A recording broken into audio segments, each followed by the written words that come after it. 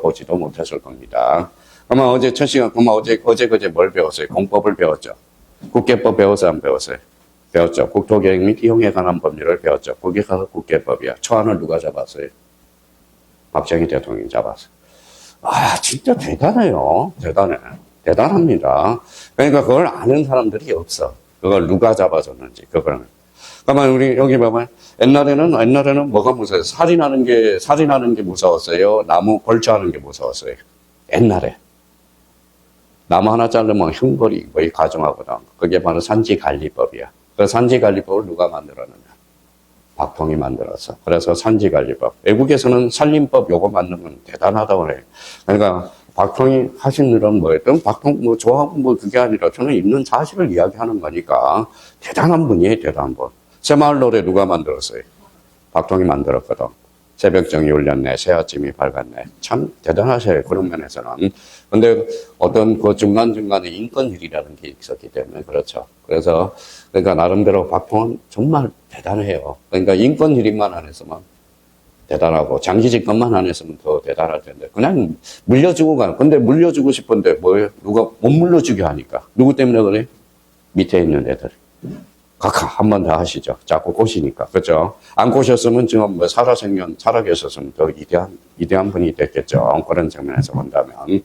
그래서 정과 법원 다음으로 넘깁니다. 자, 여기 읽어봐요.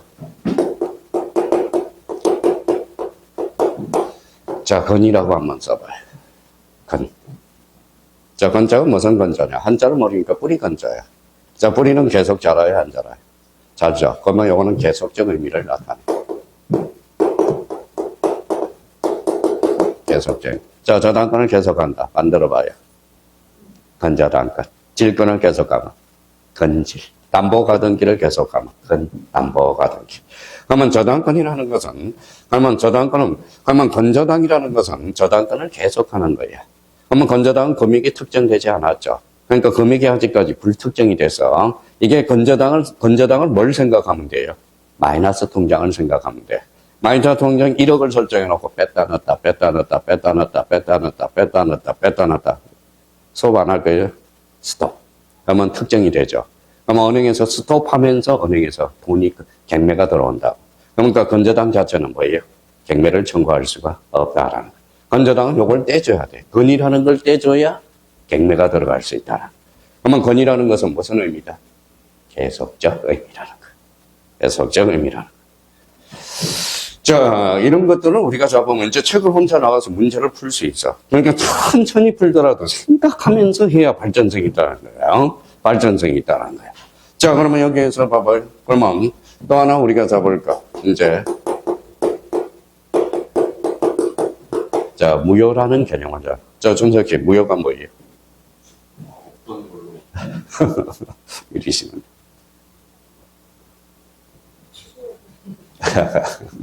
자, 무효란 앞으로 그렇게 하면 안 돼요. 무효란. 일단, 우리 사법에서는 이렇게 하나 써놔요.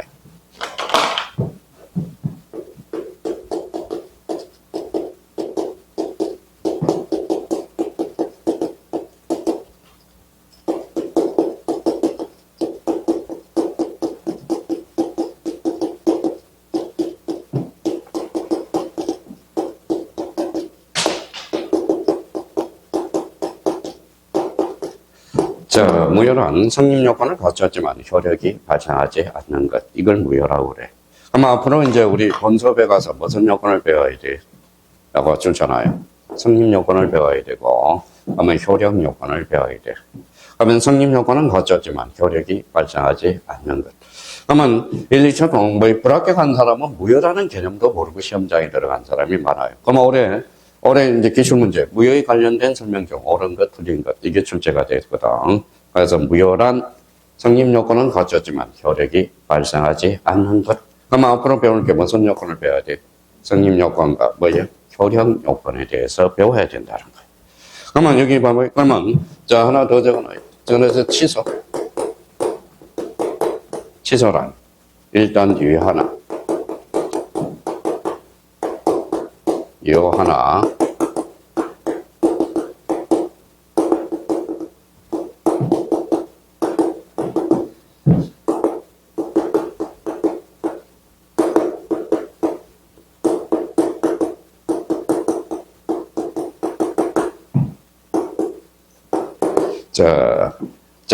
일단 이 하나. 지속건자에서 확정적으로 무효화시키는 것. 이걸 뭐라 그래? 취소. 자, 한번 봐봐요. 한번 이제 유리 씨하고 준석 씨하고 이제 테스트를 한번 해봐요.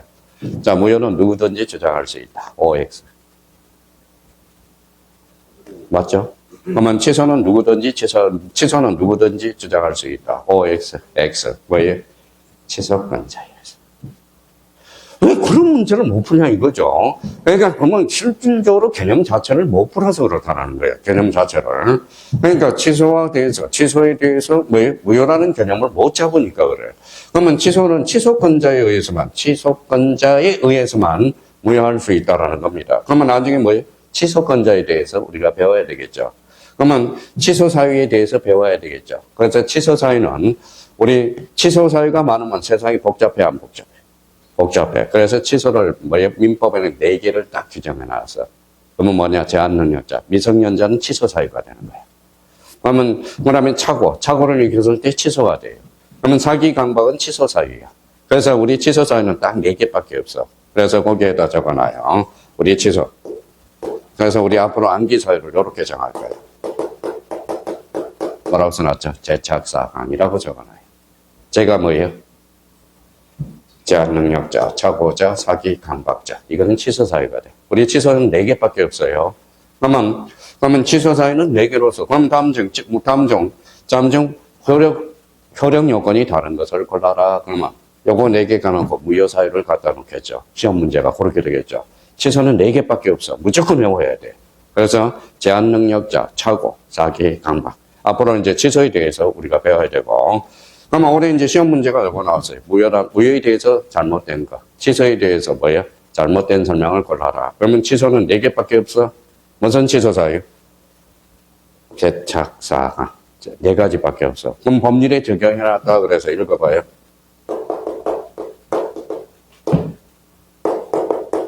법정 사유화 돼 있어. 법정. 그럼 법정이라는 것은 뭘까요? 법률 규정이라는 거야. 그러면 준석 씨하고 나오고 뭐예요? 자, 준석 씨하고 저하고 약정해서 취소 사유를 만들 수 있어, 없어? 없어. 그러면 약정 취소 사유는 없어. 뭐밖에 없어? 법정 취소 사유. 그러면 시험 문제는 이렇게 나와요. 취소에는 법정과 약정이 있다. OX, X. 뭐가 없어? 약정은 없어. 뭐가? 법정 취소 사유밖에. 그럼 법정 취소 사유는 몇 개? 4개. 재착, 사관. 이렇게 딱 나와야 돼. 그러니까 매일 공부하는데 무효 사유도 모르고 가고 취소 사유도 모르고 가고 한장 해버린다니까. 그러니까 설명을 안 했대요. 그러니까 지금부터 이제 무효란 설명을 하고 취소의 개념은 찾고 가라고. 개념 정리할 때. 그러고 나서 이제 몇 개 이제 우리 잡아 나가면 되니까. 그러면 본능적으로 나와야 돼요. 무효란 성립 요건은 갖췄지만 효력이 발생하지 않는 것. 그럼 취소란 일단 유효하나 취소권자에서 확정적으로 무효화시키는 것. 이걸 뭐라 그래? 취소라는 거. 취소는 몇 개? 4개. 그래서 법정 취소사유 4개. 재착, 사관. 자, 그 여백이 쭉 있을 거예요. 제가 만들어 놨으니까. 그러면 마지막으로 요거까지 하고 좀 쉬었다 들어가죠.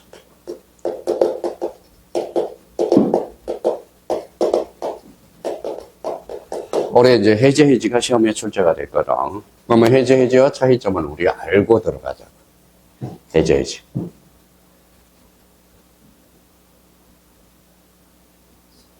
자, 그동안 우리가 일반적으로 헷갈렸을 거예요. 언제 때 해지라고 쓰고, 어때 때 해지라고 쓰는지. 자, 그럼 봐봐요. 자, 저는 보험계약을 제가 설정을 했어요. 준석 씨하고. 보험계약은 계속적 계약이에요? 일시적 계약이에요? 계속이죠. 그럼 보험을 그만하고 싶어. 해지. 그렇죠. 해지. 그럼 이거는 뭘까요? 계속적 계약. 이거는 일시적 계약이었어. 일시적 계약이었어. 그런데 자꾸 여기서 헷갈리는 게, 이거 봐봐요. 그러면 해지는 뭐예요? 그러면 준석 씨가 저한테 해지했어요. 해지하면 일시적 계약이 아니라 계속적 계약이겠죠. 상대방이 있어, 없어? 있어. 그러면 요거는 해지는 상대방 있는 단독 써요.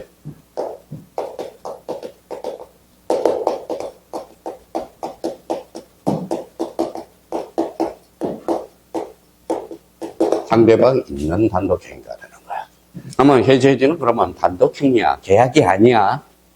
그러면, 근데 해지해지하고 자꾸 헷갈리는 게 법적 성질은 단독행위야. 법적 성질은 단독행위. 근데, 그러면 어디에서 적용이 있어요? 계약에서만. 계약에서만 적용이다. 그러니까 적용이야, 적용. 그러니까 해지해지가 자꾸 계약에서 계약이라고 생각하면 안 돼. 법적 성질은 뭐예요? 단독행위야. 그러면 어디에서? 요거는 어디에 적용이 있다? 일시적 계약. 요거는 계속적 계약. 그러면 봐봐요. 그러면 해지해지는 모든 법률행위에서만 적용된다. OX, X. 어디에서만 적용된다? 계약에서만. 그러니까 이게 자꾸 이제 기본이 안 돼 있으니까 이 사람들 이제 문제를 풀어가는데, 그럼 올해 뭐예요? 해지와 관련된 설명 중 옳은 것, 틀린 것, 개념 자체도 못 잡고 들어가는데 어떻게 문제를 풀어나갑니까? 그런 측면에서 본다면, 그러면 이제 효과를 보죠. 해지에 그럼 무슨 계약이에요? 일시적 계약이죠. 그럼 일시적 계약이니까 해지에 그러니까 원상, 다시 원위치로 들어간 거예요.